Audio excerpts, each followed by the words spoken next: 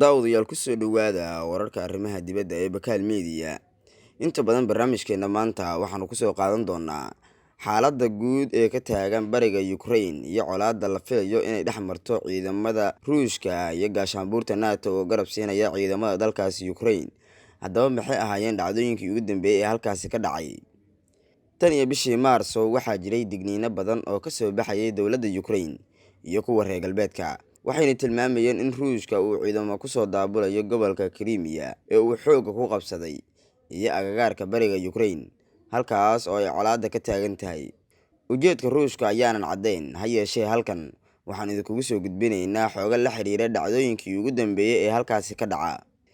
Ilawareedyo badan ayaa ku warramaya in dhaqdhaqaaqa ballaaran oo militariga Ruushka ah uu ku wajahan yahay xadka bariga Ukraine iyo Crimea, halkaas oo ciidamada Ruushku ay xoog kula wareegeen bishii Maarso ee sanadkii 2014.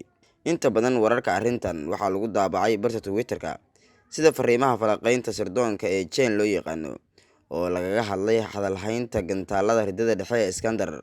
Aqalka Kremlin-ka ee looga arrimiyay Ruushka weli ma uusan bixinin wax faahfaahin ah oo ku saabsan dhaqdhaqaaqa ciidamadooda.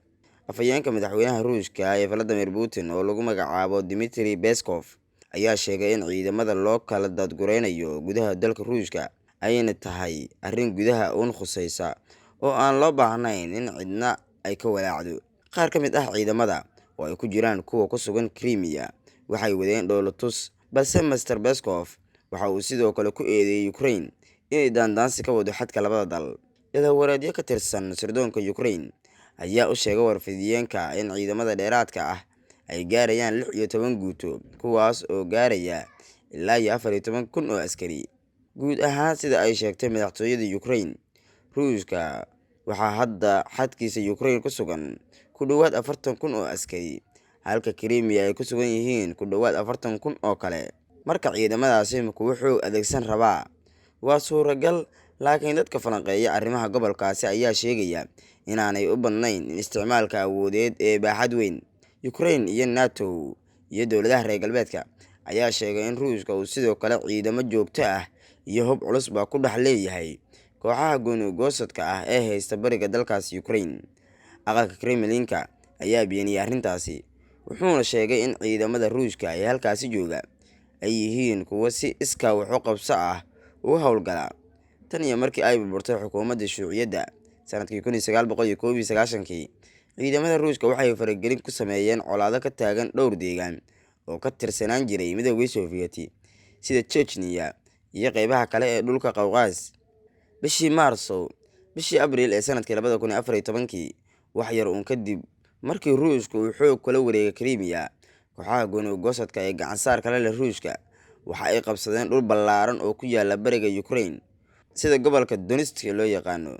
Sanado ka hor, dibadbaxyo socday muddo bilooyin ah oo ay horkacayeen dad gacan-saar leh reer galbeedka oo ku sugnaa magaalada caasimadda Ukraine ee Kiev, waxay xoog awooddii kaga tuureen madaxweynihii Ruushka uu taageerayay ee loo yaqaano Viktor Yanukovych. Aagga ay colaaddu ka taagan tahay oo loo yaqaano Donbass waxaa u badan dadka ku hadla luqadda Ruushka, haddana inta badan dadkaasi halkaas ku nool waxa ay haystaan baasaboorada dalka Ruushka. Madaxweyne Putin ayaa sheegay in Ruushka uu difaaci doono muwaadiniintiisa Ruushka u dhalatay ee dibadda ku nool haddii loo arko inay halis ku sugan yihiin. Xiriirka ka dhexeeya Ruushka iyo Ukraine waa mid cadaawadeed hadda, balse xaalka ma gaarsiisana in dagaal la isku qaado. Waxaa jira isku dhacyo teel-teel ah oo ka dhacaya jiidda hore ee Donbass. Isticmaalka Ruushka iyo ciidamada gaarka ah ee loo yaqaano GRU, weerarka dhanka internetka ah iyo dacaayadda colaadaasi iyo colaadaha kaleba ma ahan dagaal culus, laakiin ma ahan goob degan oo xasiloon. Warbixin gaar ah oo sanadkii hore soo saaray Koongareeska Mareykanka waxaa hoosta looga xariiqay dowrka ciidamada GRU ee Ruushka ee xaaladda gobolkaasi ka taagan. Dagaal culus oo dhex maray Ukraine iyo Ruushka sanadkii 2014 ka hor inta aan xabad joojin la gaarin 2015, wixii markaasi ka dambeeyeyna waxaa la isdhaafsaday maxaabiis dagaal oo la kala qabtay. In ka badan 13,000 oo qof ayaa ku dhintay colaadaasi. Ukraine ayaa sheegtay in 26 askari oo ciidamadeeda ka tirsanaa ay sanadkan ku dhinteen gobolka Donbass, halka 2020 ay 50 askari halkaasi kaga dhinteen. Kooxaha gooni-goosadka ah waxaa sanadkan ka dhintay in ka badan 20 askari. Dadka falanqeeya arrimaha Ruushka iyo Ukraine waxay hoosta ka xariiqeen dhowr arrimood oo xiisadda uga sii daray. bishii Febraayo, madaxweynaha Ukraine Volodymyr Zelensky waxa uu cunaqabateyn ku soo rogay Viktor Medvedchuk oo ah nin awood badan oo u dhashay waddanka Ukraine oo saaxiib dhow la ah madaxweyne Putin. Ukraine ayaa sidoo kale mamnuucday baahinta wararka 3 telefishin oo u janjeera dhinaca Ruushka. Heshiiska nabadeed ee Minsk ee la isku afgartay 2015 lama fulinin weli. Tusaale ahaan, ilaa iyo hadda gobollada ay joogaan kooxo gooni u goosadka ah lagama qaban doorashooyin si madax bannaan loola socdo. Colaadihii hore oo Ruushka uu garanayo dibadda dhow ayuu Ruushka u diray ciidamo nabad ilaalin ah kuwaas oo meeshiiba degay. Waxay arrintaasi ka dhacday Moldova iyo koonfurta Estonia. Falanqeeyaasha ayaa sheegaya in suuragal ay tahay in arrintaasi ay mar kale ka dhacdo Ukraine, waxayna dhidibada si wanaagsan uga aasi doontaa danaha gaarka ah ee Ruushka ee gobolka oo dhan. Dadka qaar waxay isla dhex marayaan in Putin uu doonayo inuu tijaabiyo madaxweynaha Mareykanka ee Joe Biden, kaas oo Ruushka ka qaatay mowqif ka duwan midkii Donald Trump madaxweynihii hore ee dalka Mareykanka uu ka qaatay xilligii uu joogay xafiiska. Putin ayaa bishii Sebtembar waxa uu wajahayaa doorashooyin baarlamaani ah, waxa uuna wadaa xarig wadareed lagu baacsanayo taageerayaasha ninka ay aadka isku hayaan ee xabsiga ku jira ee ugu weyn mucaaradka dalkaasi Ruushka ee Alexei Navalny. Marka aqalka Kremlin-ka uu difaaco kooxaha dagaalka uga jira Ukraine, waxaa arrin wanaagsan oo arki kara codbixiyaal badan. Navalny ayay isna suuragal tahay in garabka laga geliyo haddii Kremlin-ka uu kiciyo xamaasadda wadaniyadda ee ku aadan Ukraine.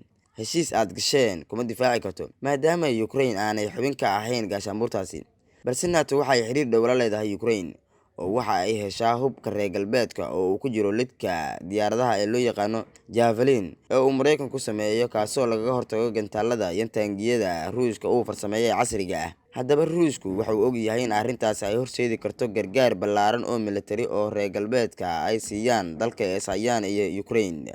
Madaxweynaha Ukraine Zelensky waxa uu NATO ugu baaqay inay dadageliso xubinimada Ukraine, laakiin colaadda waxay ka dhigaysaa in NATO ay aqbasho in Ukraine lagu daro gaashaanbuurta NATO.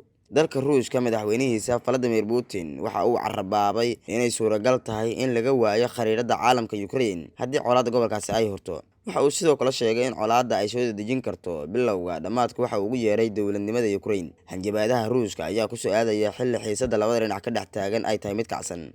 Dowladda Mareykanka waxa ay sheegtay in laba ka mid ah maraakiibteeda dagaalka ay u dirayso badda madow oo ah bad ay wadaagaan labada dal ee Ukraine iyo Ruushka, si labada markab ee dagaal oo ka gudbaya marinka Bosfor ee Turkiga ay u wajahaan xaaladdan kacsan ayna taageero macnawi ah uga fidiyaan ciidamada Ukraine. Dowladaha military oo qayb ka tahay gaashaanbuurta NATO ayaa ka dhici doona badda madow, sida uu ku warramay madaxweynaha dalka Ukraine. Xaaladda ayaa ah mid cakiran. Ruushka ayaa dhankiisa ku adkeynaya in ciidamadiisa ku sugan xadka ay yihiin kuwo dalkooda difaacaya, cidna aysan kala tashanaynin ciidamada gobolkooda ku dhaqdhaqaaqaya. Waxa uu sidoo kale Ruushku ka digay colaadda sokeeye ee gudaha Ukraine ka dhici karta, isaga oo sheegay in haddii Ukraine ay weerar ku qaado kooxaha gooni u goosadka ah ee Ruushka uu taageero, Ruushkuna laga yaabo inuu faragelin militari ku sameeyo colaadda gobolkaasi ka taagan, isaga oo marmarsiyo ka dhiganaya difaacidda dadka ugu yeeray Ruushka ee ku nool goboladaasi. Inta badan dadkaasi sidaan hore idinkugu sheegnay waxa ay wataan baasaboorada dalka Ruushka. Daawadayaal, waxaa intaas inaga yahay warbixintii gaarka ah ee kaga hadlaynay colaadda ka taagan bariga Ukraine ee Ruushka iyo dalalka NATO ay isku hayaan. Fadlan haddii aad channelka ku cusubtahay subscribe saar, haddii aad muuqaalkan ka heshana like saar. Mahadsanid.